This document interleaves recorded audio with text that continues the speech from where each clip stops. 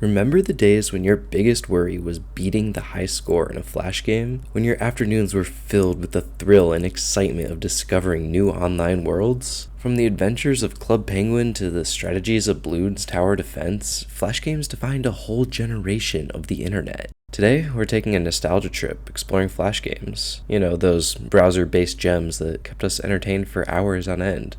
And as always, thank you for watching. Now that I've gotten on the internet, I'd rather be on my computer than doing just about anything. It's really cool. In the 90s, the internet was largely a static and read-only platform. Aside from text editors, there was not a lot of tools for web developers. The only movement on websites would be animated GIFs, or GIFs if you're a psycho. To combat this, Jonathan Gay and Charlie Jackson built their own web animation tool called FutureSplash and released it in late 1995. At the time, the biggest tech trend was pen computing. So think of computer with a pen and stylus, like a Nintendo DS or something. Although this was a very primitive version and didn't really work super well. And the software was originally optimized to be usable on pen computers. But the thing about trends in the software world is that they come and go, and quickly pen computing died out, at least for the time being, and the software was reworked into a web animation tool. Shortly after, Netscape and Microsoft embraced the technology, which began the mass exposure of it. Then, in late 1996, Macromedia bought FutureSplash and released Macromedia Flash to the world. Throughout the next decade, Flash would explode in popularity on the web. YouTube even used Flash in its early iterations, and over time they would add crucial features, the most prominent being Flash version 5. It was released in 2000 and included ActionScript, a literal programming language developed specifically for Flash. It was based on JavaScript, allowing web developers to quickly learn and implement Flash. This was the turning point. Now Flash could be used to make fully interactive sites and games. In 2006, Adobe purchased Macromedia, and the final name, Adobe Flash, was coined. Now browsers came bundled with Flash Player, and most internet users didn't even identify Flash as a separate download. The stage is set, all the ingredients are present, and Flash games quickly took over the internet. Since Flash was free and anyone with an internet connection had access to it, anyone who wanted to make a Flash game now could, with only a little programming knowledge. The simple vector-based graphics lowered the barrier of entry, as you did not have to be a graphic artist to make a whole game look good. With all this considered, the internet was quickly filled with full-on dedicated Flash game websites.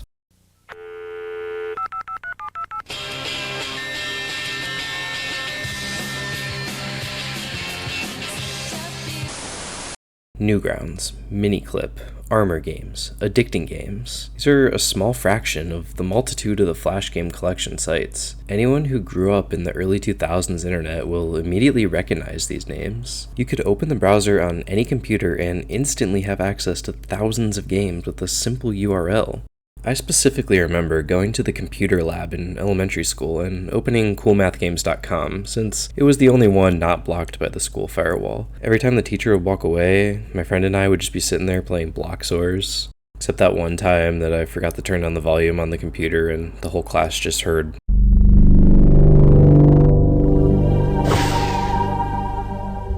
I mean, who doesn't remember Bloons Tower Defense? The classic tower defense game. I actually just realized that it's Bloons Tower Defense, not Balloons Tower Defense. Likely the original Rage game, QWOP, where your goal is to, walk, but somehow even that seems impossible. The predecessor to Plague Inc., Pandemic 2, where your goal is to eradicate the entire human race. Basically, COVID before COVID was cool. Line Rider, an iconic Flash game where the player simply draws a line on the screen and the rider traverses it. I remember my mind being absolutely blown at around the age of 10 when I could just draw on the screen and the rider would interact with what I drew. Another personal favorite was Raft Wars. Gameplay was similar to Angry Birds where you aim and try to defeat the other rafts. And come on, who doesn't remember Scary Maze game?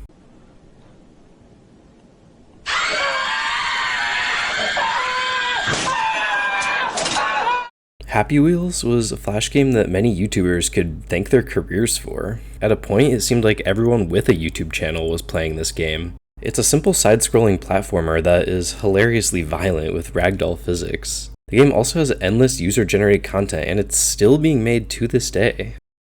Some Flash games transcended simple gameplay and evolved into entire online worlds. Arguably the most iconic was Club Penguin. Launched in 2005, Club Penguin quickly became a mainstay for kids everywhere. You create your own penguin persona and have a safe place to socialize and make friends. The minigames where you play to collect coins were addictive, and something new was always happening on the island, whether it was a new puffle or a holiday-themed party.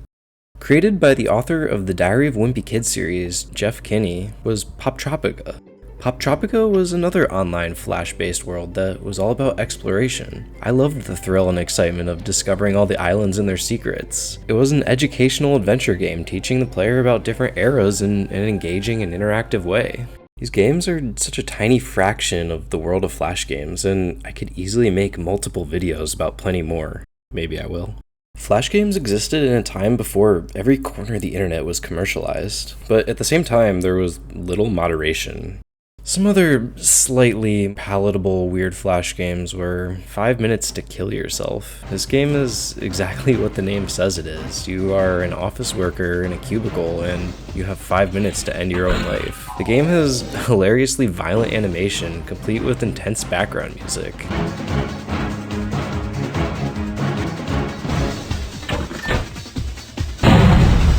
Even though it is kinda dark, just the absurdity of a game like this seems like it would never exist today. Pond is a game about breathing. It's surprisingly relaxing and unexpected, and it only takes a few minutes to play, but is rather unforgettable.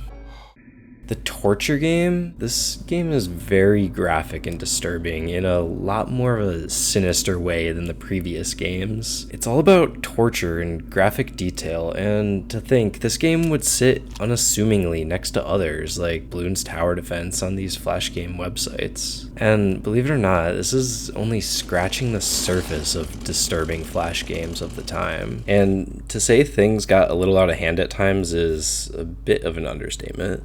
Despite this, games like Yoda Dress Up could also exist, which is something that would definitely be taken down by Disney today. Without money and commercialization, fun games just could exist with no real care in the world. The lack of monetary motivation and commercialization was a key part of the early internet, and honestly, I think it's a big reason why people think of it so fondly.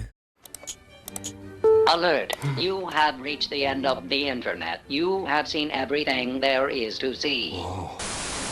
Most of you watching this likely know where this is going. When Steve Jobs revealed the iPhone in 2007, it redefined personal computing. In the prior months leading to the release, Adobe was working on a lightweight version of Flash to use on the new iPhone. However, last minute, Apple decided that not even this lightweight version was performant enough and decided to just completely exclude Flash altogether. Furthermore, in 2010, Steve Jobs justified this move prior to the iPad release in the now infamous article, Thoughts on Flash. Jobs picked apart every problem with Flash one by one. Jobs attacked Adobe for making Flash closed software, which in my opinion is interesting since Apple's entire ecosystem is based on proprietary software. Jobs also attacked Flash's infamous security issues, stating Symantec recently highlighted Flash for having one of the worst security records in 2009. We also know firsthand that Flash is the #1 reason Macs crash. And ultimately, Steve Jobs closes with the fact that Flash does not have support for touch-based devices like the iPhone and iPad, which certainly was the direction that technology was going. At the same time, HTML5 technologies were being introduced to web developers, replacing the capabilities of Flash with the native HTML structure. Quickly after, Flash was beginning to be faded out, and despite their history,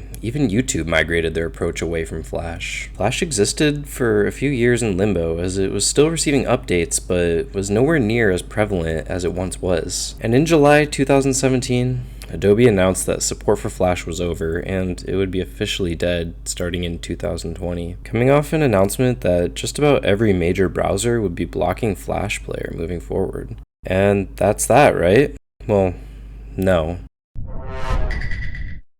Flash's legacy continues to live on to this day, for better or for worse. When Flash lost support, seemingly overnight, giant libraries of games were effectively unplayable. Much like the burning of the Library of Alexandria, history was lost and we're left with lost media, especially the smaller and more niche games.